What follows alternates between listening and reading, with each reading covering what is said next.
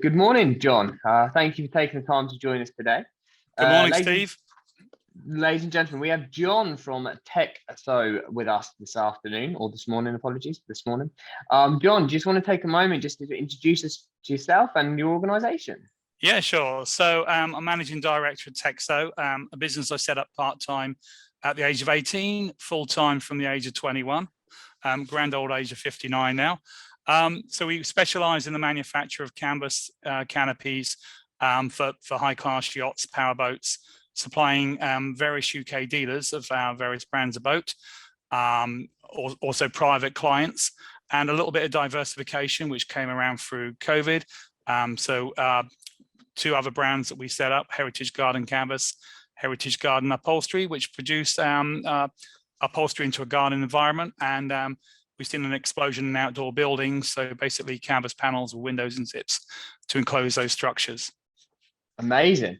So you kind of already alluded partly there that COVID had an impact on your business. You suggested you'd set up two different businesses from that. Do you just want to take us through that, John? What was kind of the learnings from that, and how did those two businesses come about through that period of time?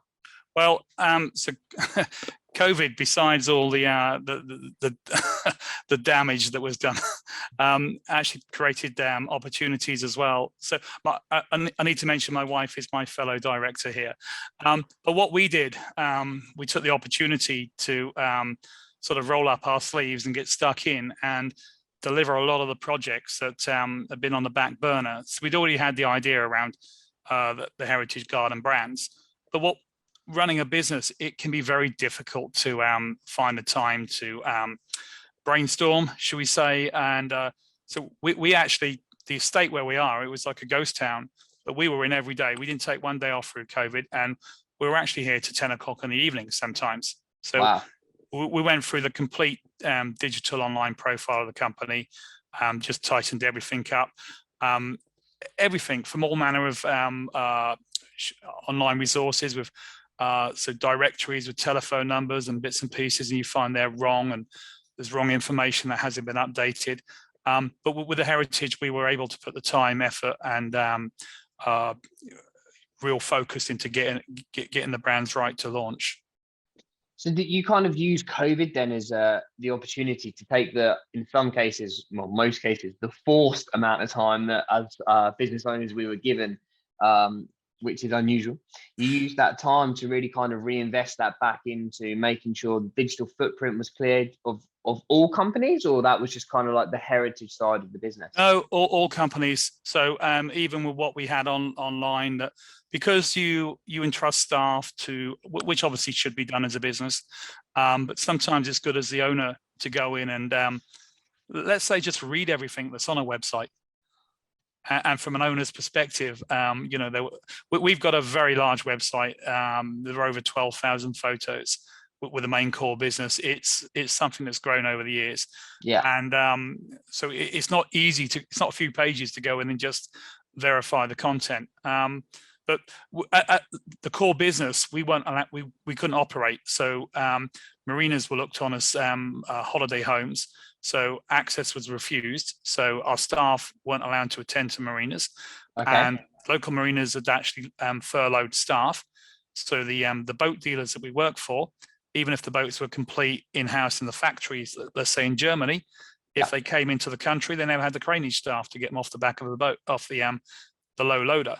And a lot of companies that actually, especially abroad, and we work on some of those brands that come into this country, had taken a view that so here non-essential, it was only non-essential. Let's put it, sorry, go to abroad. What happened was a lot of businesses actually shut down. So here where we were supposed to carry on working, so a lot of the boat manufacturers that we work for have actually ceased production. Okay.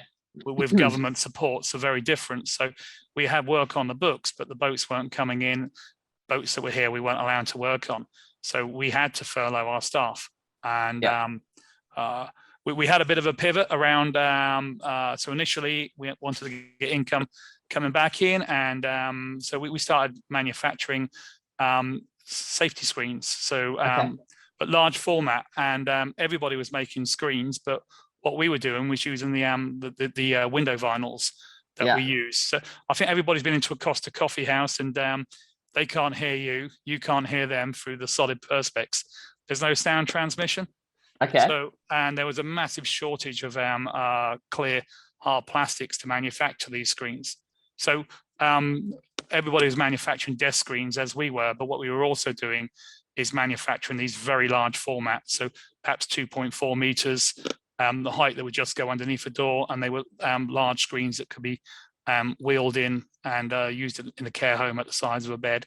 Obviously, that completely ceased, but it was something for that moment in time. So obviously, a lot of changes throughout COVID, kind of new businesses arising for you. I think the biggest thing I took away from that part, John, was the reinvestment of time in making sure everything about the business and the digital footprint was good, was up to date, etc. as well. So what would you say the kind of coming out of the pandemic then? What's the one or two biggest actions that you took as a business during the pandemic that you've continued? And what's the impact or result that you're seeing from that? Well, I would say that we reevaluated all staff. So as it is at the moment, it's difficult to recruit. So at certain times you'll be in I think it's one of the hardest things right now.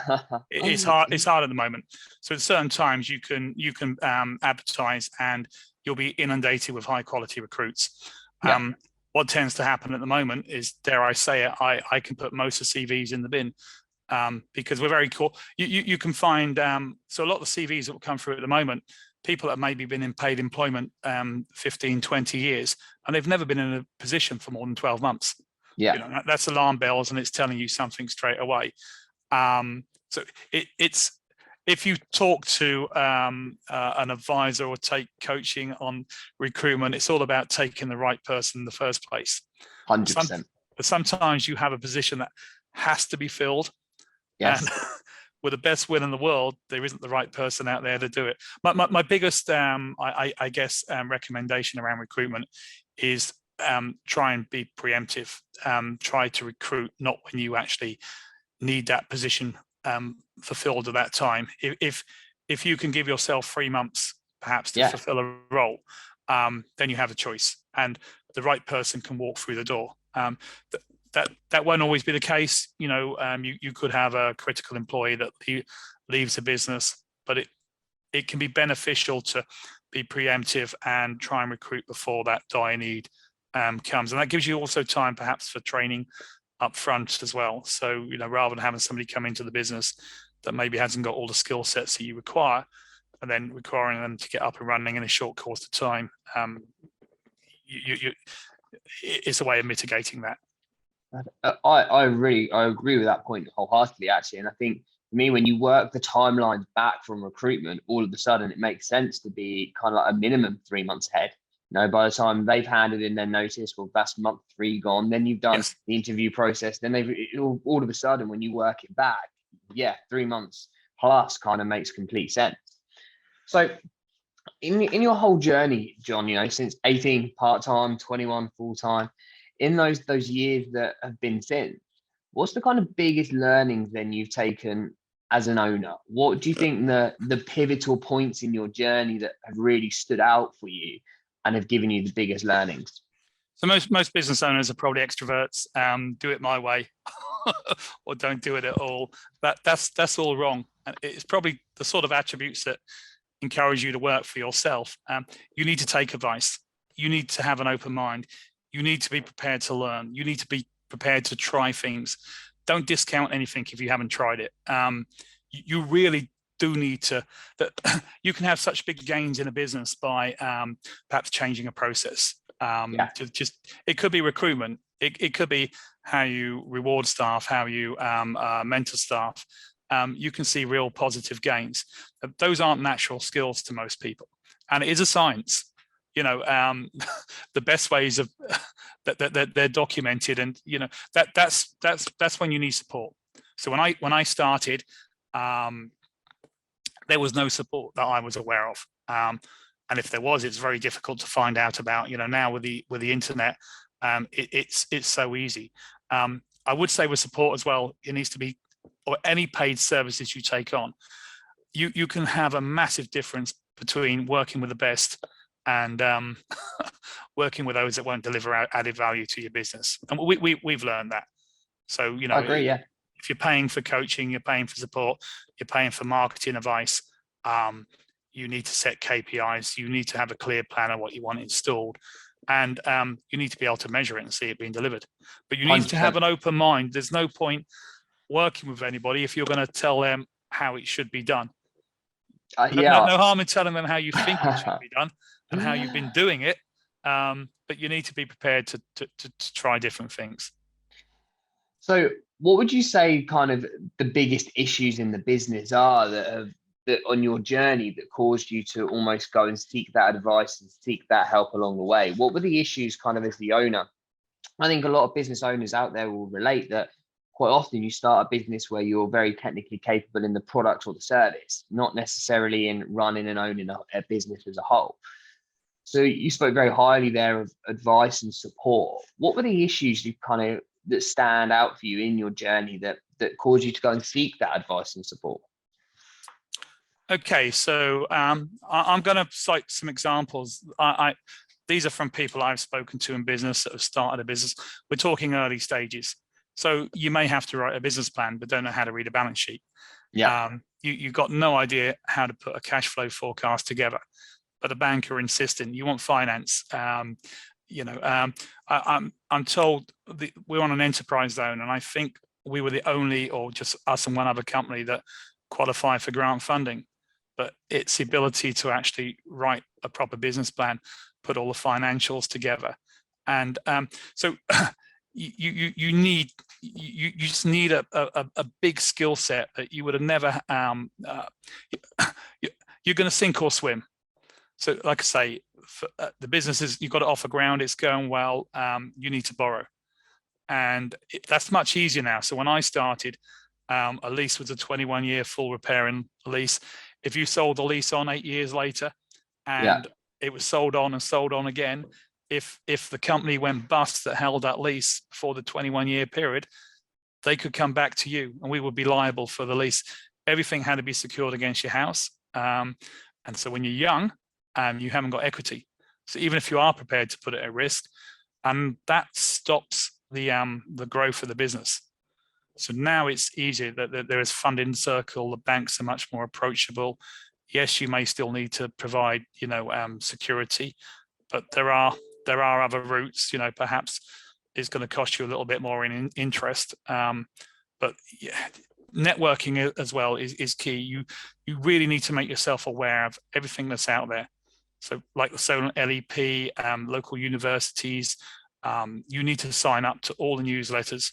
Your local council, get to know your some gospel, the business development manager, get to know these people, attend the networking events. Most of the time, nothing will come from it, but occasionally, you know, there can be something that's game changing. I think as well with networks, you don't know the power of your network till you know what you need. So quite often as an individual, you might see, you know, you network for a long time and not get anything from it, but then all of a sudden you need something, or someone you know needs something, and all of it, you know, it's that door that you've already opened that you have the relationship with that then can really help accelerate you through those kind of challenges that you're facing at that moment in time. Yeah, an example. Sorry, a networking event about 2 years ago. There was a fairly new business owner there that I don't know, employing 5 or 6 staff, and he stopped enjoying going into work and the business. And this was all to do with mobile phones and staff use of mobile phones. Okay. And I just said to him, well, ban the use of mobile phones. Buy some lockers. The mobile phones have got to go into the lockers. Problem gone.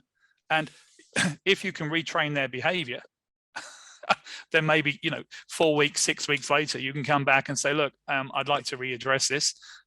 As long as I don't see excessive use, somebody disappearing to the toilet every 20 minutes because there's a beep beep on their phone in their pocket. But the guy was absolutely distraught because he was having to take his staff to task every day. They were pushing it because they could, and he had no authority. And it can be so easy. We had a situation a few years ago around tea and coffee. We have staff that work out remotely.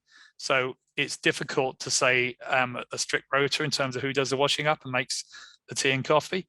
So my solution was, well, there's an easy answer to this. The only way I can see a fix, and this is buying in a vending machine.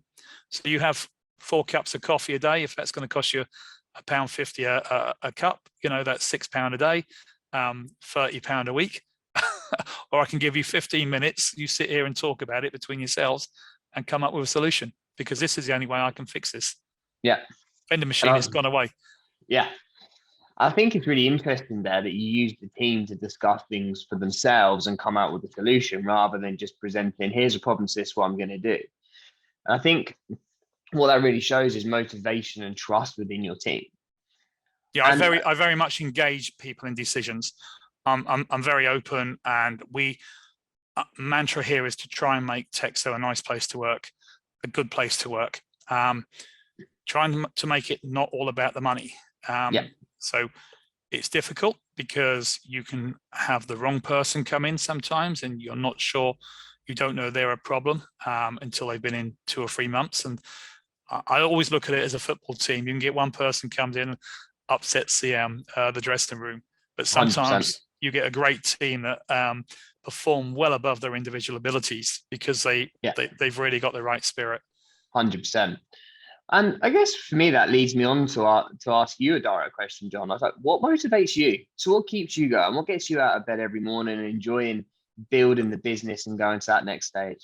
For me, I like the R&D side. So we've got a worldwide reputation for what we've done with R&D and sort of development of our own 3D CAD process, and what we're doing with parametric design. So like pushing boundaries, and I'll tell anyone, I've got no respect for somebody that learned a trade or a vocation 30 years ago, and they're still doing it in the same way, in the same manner. And I see that all the time. You wouldn't buy a car with 30-year-old technology. So no, 100%. For me, and be aware of plateauing. And it's probably one of the biggest pieces of advice I give any business owner, especially as you get older.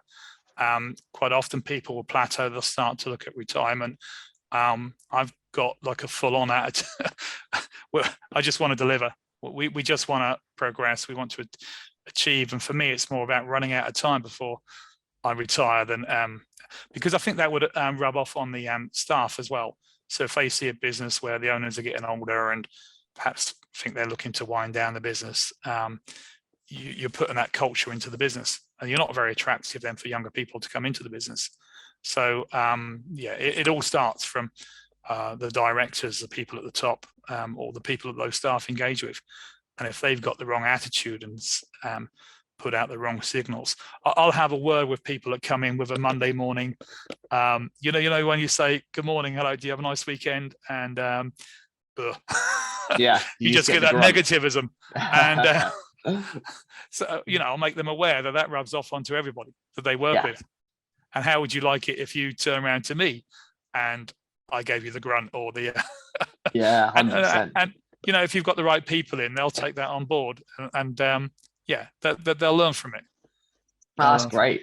That's great. And I think moving on then, I think there's just a couple more questions I'd like to ask you really, John, is like, what have you learned most about yourself in the journey? So business aside now, what's kind of being business owner and at the forefront of innovation and R&D and building a worldwide brand and everything else, what's that taught you about yourself? For me, and I tell our staff this, it's other people that set your boundaries, or that they impose boundaries on you. They tell you what you can achieve and what you can't achieve. At the end of the day, it's up to you. It's not up to, don't let those, preconceptions mold who you become. So just keep looking to push yourself. Never plateau. Amazing. I think that's great advice for anyone, kind of no matter where they are in their journey, kind of never plateau. I think I love the analogy. It's like you're either growing or you're dying. It's like, what are you going to choose for your business? Are we going forward or are we going to let others catch us? If you're not growing, you're going backwards. It may not always be in terms of turnover and profitability, because the economy will throw a curveball at you again and again. And for us at the moment, supply chain is a major headache, as it is for a lot of businesses. and you know, and it is having an impact. So 100%. we're fine, we're coping with it, but it's just making for a more challenging environment. I agree, and I think there's a lot of business owners that would empathise and agree with that right now. So there's been a lot of advice in that. I think you've kind of answered a few of my questions that I had around, you know, what advice would you give a business owner starting out, etc. So what does the future hold for you guys? What does the future hold for you in your business, John? What does the next couple of years look like for you? That's a difficult one, right? So the two new brands that we've got, we want to grow those. We've looked at not the problems, but the restrictions we have on the core business.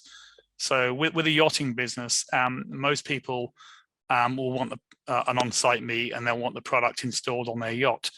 Although we do supply abroad and on a self-fit basis, but it limits it limits the area that we can work profitably in. We just want to see how big we can grow this. So we've just engaged with a marketing company. Nice. My take on that, and part of our brief with them, is that we will look at marketing and advertising spend as a percentage of, you know, turnover. It's up to us to maintain the profitability, but it wouldn't. I'm going to take that mindset that it wouldn't bother me if we ended up paying tenfold what we're paying in marketing and advertising, as long as the revenues have grown to support that. So I'd like to grow that. I have no idea how big it can be, but yeah, it's a bit of a baby for us, and let's see. Amazing. Well, hopefully you hit those goals, and the business really gets to where kind of the full potential of where you see it being able to go. Yeah, we don't want to set any limitations. So like I say, we're not going to set limitations by putting a cap on spending on advertising, marketing. If we need to invest, we're going to do that within the realms of, you know, what we can do. But another big part actually of the diversification was we were looking for a new avenue that basically used the same skill sets, the same materials, the same resources. Yeah. So there was minimum spend in terms of getting these up and running. And then if we have 2 or 3 years growth on the books and we can go to the bank, then rather than with a new business where it's a wet finger in the air in terms of those figures, yeah, we can actually show there is a market for this product. We have been doing it, substantiate, you know, the profitability of the company, and obviously show a growth curve. And then hopefully get that and gain that investment then to take that growth through the next accelerated phase. Yes. Amazing.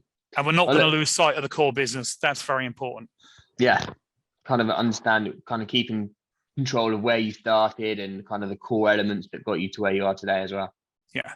In fact, you asked me if there's any advice that I'd give earlier. There's one other point that I would add, and we see this all the time. So when you're young or you start out a business, you really go the extra mile. Every client one, that quite often gets lost. And what you'll also see is in long, well-established businesses, you may have a client that's putting a lot of turnover your way, and they become second nature to the new client.